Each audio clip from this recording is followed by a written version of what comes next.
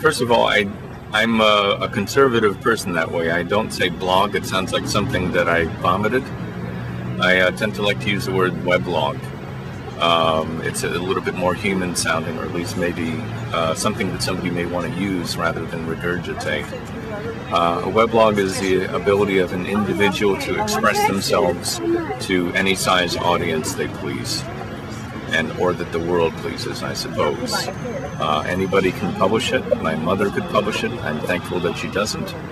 But even people like myself who would like to communicate with the world, we get to write things in a very simple piece of software, push one button, and all of a sudden we're communicating with the world. And I hope that it is something that will revolutionize the way that people listen to and treat one another. With a weblog, people can be authors in ways that other technology tools have not allowed people to express themselves as an author. With older software that was used on the web, such as community forums and what have you, there was always an element of one opinion having the potential to be controlled or dominated by another opinion. With weblogs, since there's no intermediary, no moderator, people have the complete freedom to express themselves to the world as they please. So I think that's probably the simplest thing about weblogs, that is perhaps the most revolutionary, that unimpeded expression can make its way to the web with virtually no technology in between. And that to me is the true advantage of the tool. The technology is trivial from a technology perspective, but the fact that people can use it so powerfully is the true value, I think.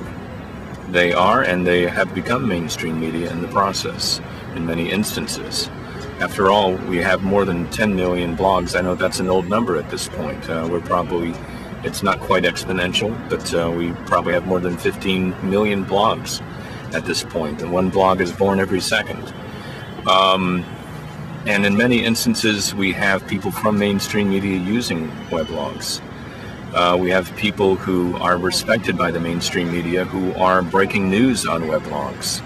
Sometimes journalists use weblogs as sources for their own news stories, and occasionally even attribute them as sources. So the importance of weblogs to mainstream media at this point is already established, although not highly popularized in mainstream media.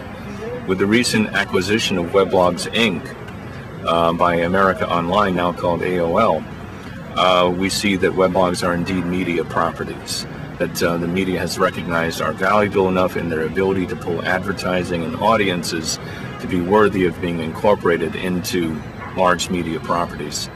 So their importance it cannot be denied in any sense.